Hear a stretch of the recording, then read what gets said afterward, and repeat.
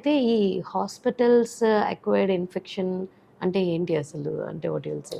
ఇన్ఫెక్షన్స్‌లో 2 రకాలండి. ఒకటి community acquired, hospital acquired. Community acquired అంటే మీరు బయట ఉన్నారు, మీ ఇంట్లో ఉన్నారు. అక్కడి నుంచి మీకు ఏదో తిన్నారు, టైఫాయిడ్ వచ్చింది ఏదో ఒకటి. That is community acquired. Okay. కానీ పేషెంట్ ఏదో సపోజ్ ఏదో సర్జరీ చేసుకోవడానికి వచ్చారు. సర్జరీ ఏదో కాంప్లికేట్ అయింది. తర్వాత హాస్పిటల్‌లో ఉన్నాడు. వచ్చినప్పుడు ఇన్ఫెక్షన్ ఏం లేదు. కానీ తర్వాత he is having pneumonia, some infection, urine infection ఇలా జరుగుతూ ఉంటాయి. అంటే మేము నడిచెళ్ళామండి తర్వాత ఇలా అయింది అంటారు patients.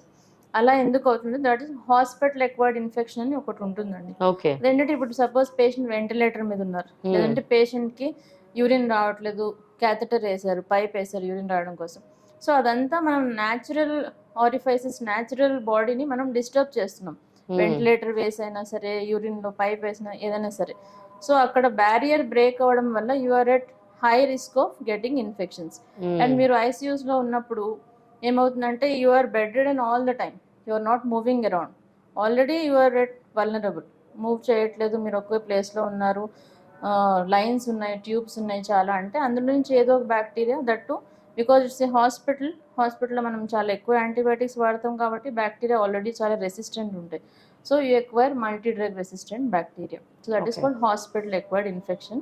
They can't be prevented because ఇప్పుడు ఎవరికైనా ఊపిరి తీసుకోవడం కష్టమవుతుందంటే వెంటిలేటర్ వేయాలి.